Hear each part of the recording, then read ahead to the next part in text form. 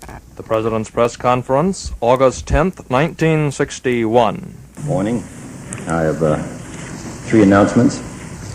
I read last week with great interest the statement by Prime Minister Macmillan calling for negotiations looking toward Great Britain's entry as a full member into the European Common Market. I am gratified that this statement has been well received by the governments that are already members of the Common Market and by the Commission of the European Economic Community. The United States government, under the leadership of both parties, has steadfastly supported the political and economic integration of Western Europe. We are convinced that the continuing progress of this movement can bring new vitality to the Atlantic community and mounting strength to the free world. We welcome the prospect of Britain's participation in the institutions of the Treaty of Rome and in the economic growth that is the achievement and promise of the common market. During the progress of the negotiations, the United States will, of course, give close attention to all developments affecting our own economic interests and those of other friendly states in this hemisphere and elsewhere. The enlargement of the European community will necessarily result in some changes in the pattern of trade, but the necessary adjustments can be greatly facilitated if the European community builds on the principle of broad and increasing trade relations with all other nations.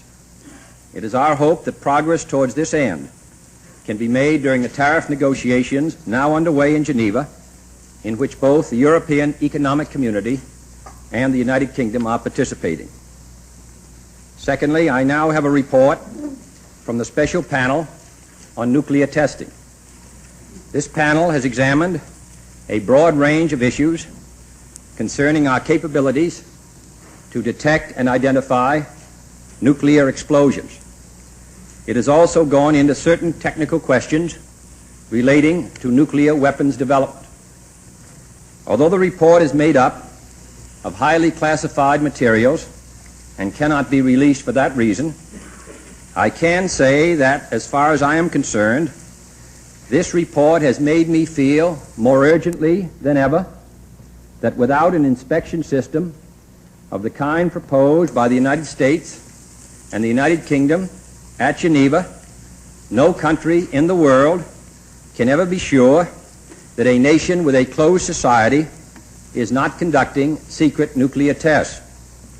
In view of this report, and in view of the deep longing of the people of the world for an effective end to nuclear testing, I am asking Ambassador Dean to return to Geneva on August 24th in an effort to ascertain whether the Soviet Union is now prepared to bring a safeguarded text ban agreement into being. It is my hope that he will succeed in convincing the Soviet representatives that the test ban treaty which we have proposed and stand ready to use as a basis for serious negotiations is a necessary and rational means of reducing the likelihood of nuclear war, and if we were successful, would be an admirable beginning in the long road towards general disarmament. His return to Geneva with our hopes and prayers, and I believe with the hopes and prayers of all mankind who are most concerned about further developments of this deadly weapon. This meeting is most important, most critical, and I'm hopeful that we will find a favorable response by those who will participate in this negotiation. Finally, I would like to say that while we face many problems throughout the world, one of the most encouraging features of our recent months has been the wholehearted response which so many young men and women have given to the proposal for the Peace Corps. We have an opportunity, particularly in the area of teaching, to send hundreds and hundreds of young men and women who are skilled in this area throughout the world, teaching them English. And English opens up not only a key of communication, but also opens up all of the great cultural, historical, judicial areas which have become identified with the Anglo-Saxon world and which are so vital in these difficult days. I'm hopeful, therefore, that the Congress will support this effort. It has had a most promising beginning, and we have an opportunity, if the amount requested by the Peace Corps is approved by the Congress, of having over 2,700 volunteers serving the cause of peace in 1962 fiscal year. Yeah.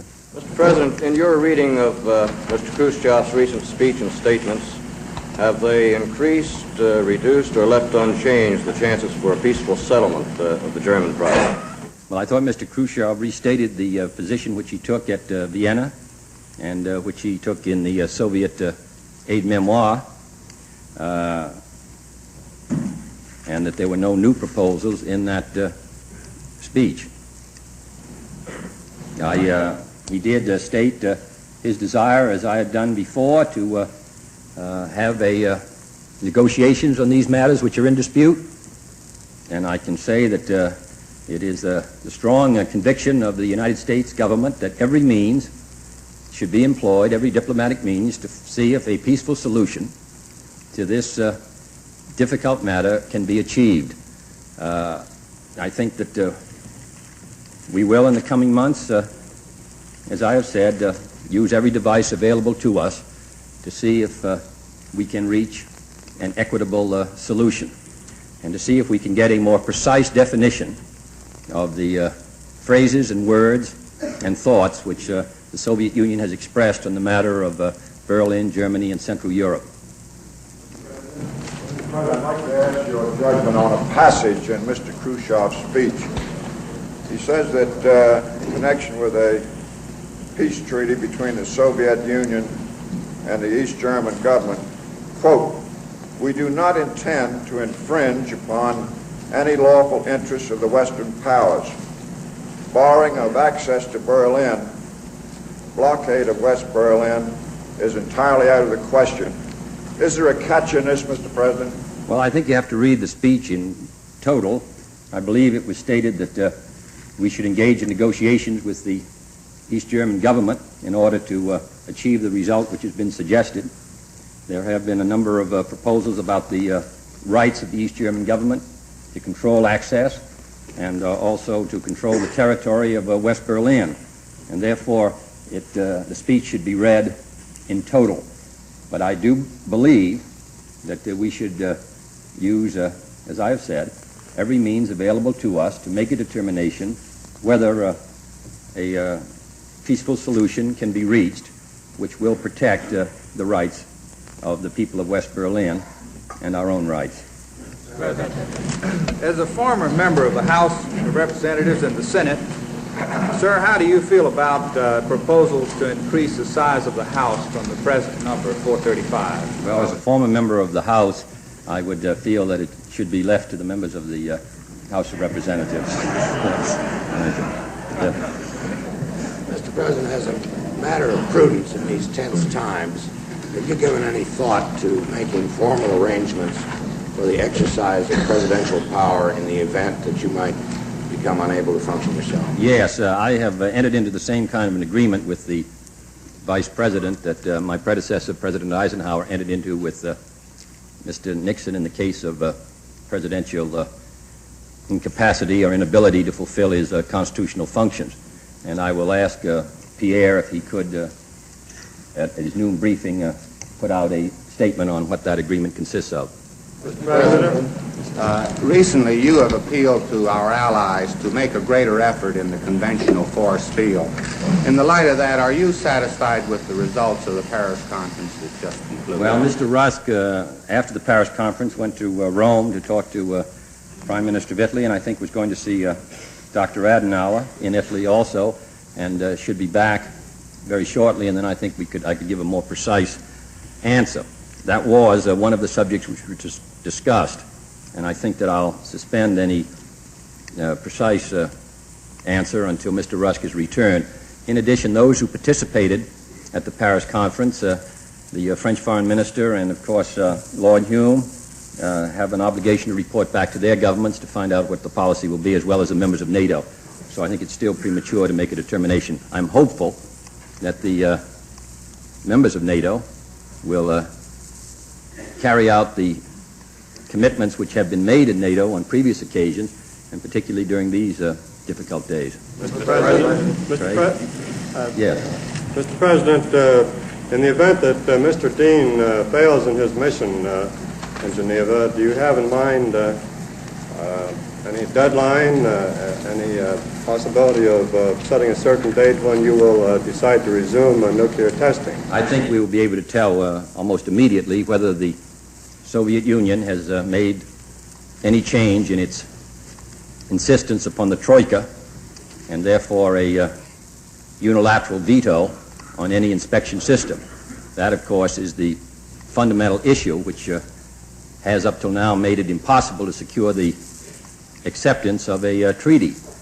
Quite obviously, if that were written into any treaty, the treaty would be self-policing and we would have no treaty. And as I've said in my statement, it's impossible to make a precise determination without inspection of whether nuclear testing is going on. We'll be able, therefore, to tell quite quickly whether there is any prospect for success. And if there is not, Mr. Dean will come home and I will then make the appropriate decisions. This is our last try then, Mr. President. We will try always when there's if there's any genuine hope of success. But as I have indicated, this is probably a decisive meeting, because we will now find out whether there's any prospect of bringing an end to nuclear testing. And if we cannot agree on a system for an effective inspection system on nuclear testing, which is really the easiest kind because of the various mechanisms that are available to determine testing, which is the easiest kind of disarmament in a sense, or at least limitations on arms to police, how possibly can any country which will refuse to accept an effective inspection system on nuclear testing, how can they possibly say and argue in the General Assembly or any place else that they're really for disarmament? Mr. President, there's been a considerable argument in Congress in recent weeks about the proper role of military officers in educating the public on the dangers of communism. Senator Fulbright wrote a memorandum on it. There have been some orders issued in the Defense Department on the subject of the proper conduct of military officers in this matter. I wonder if you could give us your views on this subject. Well, Senator Fulbright sent a memorandum to the Secretary of Defense at the request of the Secretary of Defense, and expressed his views about a matter which is, of course, of concern to the Department of Defense. The United States military, due to one of the wisest action of our constitutional founders, have been kept out of politics. And they continue their responsibilities regardless of the changes of administration. I have no idea what the politics are of the members of the Joint Chiefs of Staff. I've appointed 2 of them since I've been president, and I have no idea what their views of politics are. This is a most important protection for our country, and it's equally important protection for the military. It prevents them from being exploited or discriminated by political people in either party. So therefore, the problem always is how can the military remain removed from political life? How can civilian control of the military be effectively maintained? And at the same time, the military have the right to and the necessity to express their educated views on some of the great problems that face us around the world. So I think this is a continuing matter which the Secretary of Defense is giving attention to. There is no desire to restrain or prevent any military man from speaking. What we are concerned about, however, always is that they not be exploited for any partisan purpose. And I think basically it's for their own protection as well as protection of the country. So in answer to your question, some of this arose because of an NSC decision in 1958 which placed special responsibilities upon them. And I think that it's therefore an obligation upon those who place those responsibilities upon them to clarify it in such a way that the common interest is protected. So in my judgment, Senator Fulbright performed a service in sending his viewpoint to the Department of Defense, and I'm hopeful that every member of the Senate on this and every other matter will continue to give the administration the benefit of their judgment. That's why we're all up here. President, some members of your administration and others have privately expressed concern that the continued large flight of East German refugees to the West might result in an act of violence. Senator Fulbright suggested that the border might be closed. Could you give us your assessment of the danger, and could you tell us whether this government has any policy regarding the encouragement or discouragement of East German refugees moving west? No, I don't think we have attempted to encourage or discourage the movement of refugees in answer to the last part of the question. Of course, we're concerned about the situation in Eastern Germany and really in Eastern Europe. There has been a tremendous passage from east to west, which, of course, I know is a matter of concern to the communists, because this tremendous speed up of people leaving the communist system to come to the West and freedom, of course, is a rather illuminating evidence of the comparative values of free and life in an open society and those in a closed society under a communist system. In answer to your question, however, the United States government does not attempt to encourage or discourage the movement of refugees, and I know of no plans to do so. President, are you satisfied that the United States compromises in the agreement at Punta del Este on the public information program and the committee of experts will not weaken your Alliance for Progress program? Well, we haven't concluded the negotiations. So far, I've been very satisfied with what's been done, and I have the greatest possible hopes for this meeting. I hope that all of us will not get so occupied with other matters occurring in this hemisphere that we forget that perhaps one of the most significant meetings in the history of the Western Hemisphere in this century is now taking place in Montevideo, and that if we can reach a successful conclusion, we can come out of that meeting, all of these republics, with a real hope that we can move ahead in improving the life of the people of this continent. And that's where the great struggle is going on. And if we fail there, and if we fail here in the United States to recognize that this is the issue to which we should now be devoting our attention, then the spread of communism is, and the failure of the free society is going to be far more assured. So I'm hopeful that the meeting will be successful. I'm hopeful that the country and the people of this hemisphere will look at what's going on there, because that is the most significant event of recent weeks. Mr. President, sir, have you asked your aides, your science aides, to prepare for you some kind of a study on whether a greater focus can be put in our space efforts in some possible arrangement similar to the Manhattan Project during the last war? We are now attempting to devote we are spending as much money and devoting as large a percentage of scientific personnel, engineering, and all the rest as we possibly can to the space program. We are constantly concerned with speeding it up. We are making what I consider to be a maximum effort. It may be possible to improve it as we go along, and we will attempt to do so. But we ask for all the money for this program that those in positions of responsibility felt could be usefully employed for this purpose, because beyond this, you begin to get in diminishing returns on personnel and all the rest. We may be able to improve it, and if we can, we will, but it is our hope to make the largest possible effort. Mr. President, Mr. President. Mr. Wise? Mr. President, if fighting should break out over Berlin, that is, if peace efforts fail, do you believe it can be limited to a conventional war, or would it lead to the use of nuclear weapons? Well, we're hopeful that we'll be able to reach peaceful solutions to these problems.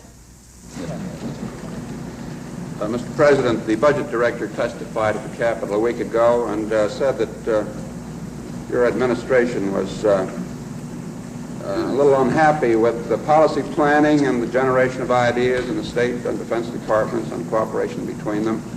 Can you tell us what that problem is in a little detail and what is being done to improve the situation? Well, I think he also expressed satisfaction that some progress was being made. One of the problems, of course, is that nearly every international problem involves several governmental agencies. certainly the Defense Department, State, and in many cases at least one other agency.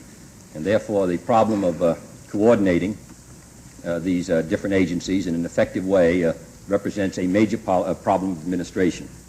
We have, of course, as you know, on a number of the most important international problems that we face, set up task forces which meet frequently and render at least weekly reports to the NSC. But it's a matter of constant concern, though I think we have improved our techniques recently. Mr. President? Mr. Rono? Mr. President, several congressional committees have issued reports that were quite critical of the handling of foreigners in the past, Peru and Laos specifically. And they centered much of their attention on 2 or 3 individuals, Mr. Theodore Achilles, Mr. Roland Atwood, Mr. Graham Parsons, who still have some positions of some responsibility in government. I wonder if you contemplate, your administration contemplates, any action of removal of these individuals from positions of responsibility or any studies of their role today, and if you have any specific plans for tighter administration of these programs in the light of the past. Yes, I'm hopeful that if we're able to secure the passage of the legislation now before the Congress, that our administration will be more effective. In addition, we hope to bring in, if we're effective in the Congress, 5 new area administrators and between 45 and 50 new country heads into the administration of foreign aid. Now, on the 3 names you gave me, I'm familiar with 2 of them. One of them is an ambassador now to Sweden. The other is at work here in the State Department. I'm not informed about the third. I'm not aware of anything in their record that throws any question on their, of course, their integrity, and we are satisfied that they can meet the responsibilities which they now hold. President, would you give us your views on the latest hijacking plane incidents involving the Cuban one or the American one? Both. I think what is my understanding that the hijacking which took place yesterday of the American plane was done by at least the information I had before I came in, by a Frenchman who had been treated earlier this year for mental aberrations at Bellevue. The hijacking a week ago was done once again by 2 men, one of whom had been also treated for a mental weakness. It does indicate that the lunatic fringe, those who are desirous of seeing their name in the paper and all the rest, have seized upon this technique. I am, of course, wholeheartedly opposed to it. I'm hopeful that we can make it possible to work out satisfactory procedures so that every government involved will take steps to prevent hijacking, which endangers the lives of innocent people. Now, let me say that we have ordered today on a number of our planes a border patrolman who will ride on a number of our flights. We are also going to insist that every airplane lock its door and that the door be strong enough to prevent entrance by force, and that possession of the key be held by those inside the cabin so that pressure cannot be put on the members of the crew outside to have the door open.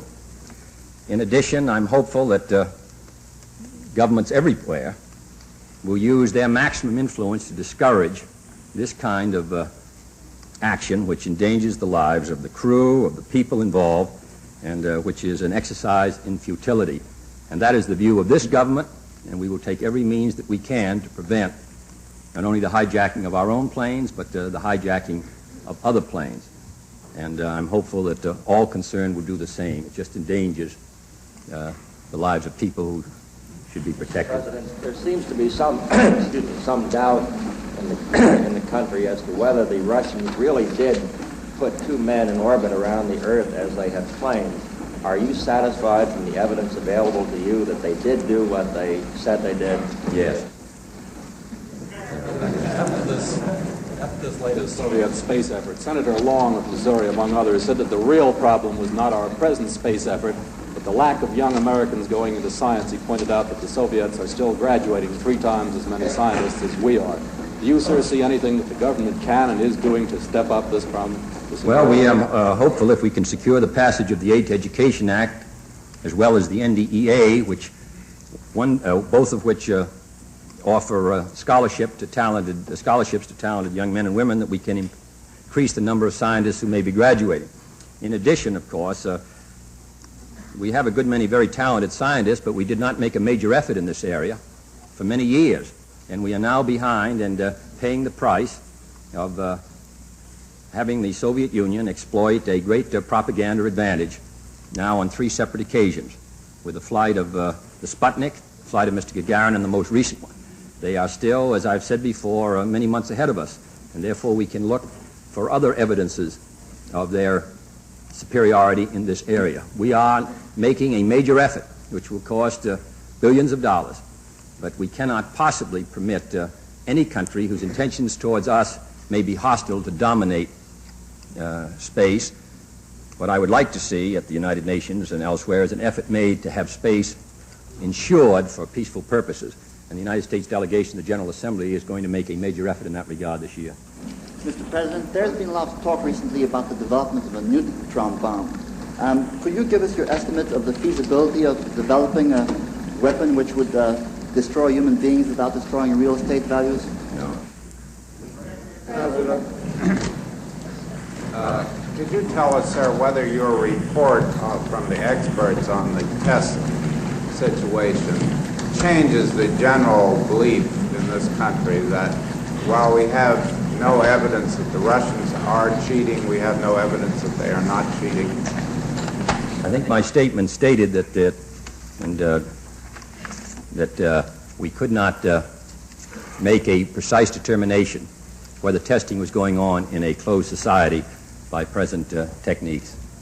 Mr. President, sir, I wonder what you think of a proposal by Senator Stiles Bridges to amend the Mutual Assistance Act, whereby we will deny any aid to any country exporting strategic goods to a country dominated by Russia.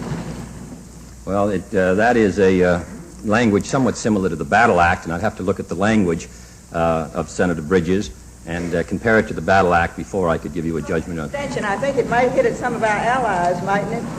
Well, I'd read the language. It's quite a difficult, Mr. President. When you were a senator, you were actively in favor of legislation to broaden our immigration laws and establish a more liberal and equitable quota system. Under present laws, many of the foreign-born scientists and scholars who have contributed so largely to our national strength might not be admitted. What plans does the administration now have in this area of immigration? We have consulted with Congressman Walters and others as to what we can do to improve our immigration laws, and we're going to continue to do so.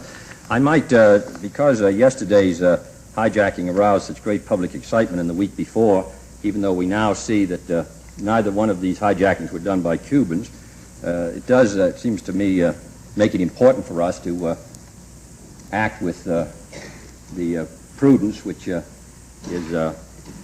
worthy of a great power which bears responsibilities for the defense of freedom all around the globe, and not to make determinations on policy until our information is more complete. In addition, we should realize that over 25 planes have come to the United States, 14 have been returned, 9 have been sold in response to a court order, and that therefore we should, I think, concern ourselves with procedures which will prevent a repetition and which will make sure that our own responsibilities are fully met in this regard.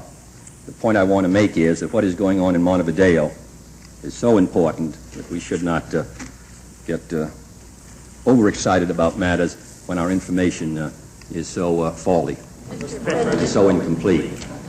Mr. President, in connection with the Berlin crisis, there's been quite a bit of speculation about one or more summit conferences. Would you tell us what your attitude is at this time towards summit negotiations? Well, my attitude, which I have held and still hold, is that no summit between East and West is useful unless the groundwork has been laid beforehand, which will ensure some success. As far as a summit of Western leaders, I think that if it should prove important in coordinating our policy on any matter, Berlin, I think that that meeting should be held and be prepared to do so. Mr. President? Yeah. During the foreign aid debate, there has been some concern expressed by legislators based upon the reports from Montevideo that some of the Latin American nations are not apparently eager to institute the self-help measures which you made a condition of your program, and that the administration may not insist upon those conditions. Do you intend to insist upon those conditions? We're prepared to make a major effort in this regard, and we're hopeful that other countries who are also have high living standards will do so. But, of course, it would be completely useless unless an effort were made by all concerned. One of the proposals which have been made in Montevideo, which is of particular interest, is that under the aegis of the Inter-American Bank, that a study by independent experts would be made of each country's economic planning and progress and commitment. And it seems to me that this is a great basis for a hemispheric effort. We're not interested in making the contributions which I think we have to make unless we feel that they're going to improve the life of the people. And therefore, there's a responsibility on us all for us to contribute to the success of this goal and for the countries involved to make sure that this effort helps the people, because otherwise the effort will fail and those societies will inevitably be wiped away unless the real progress is made.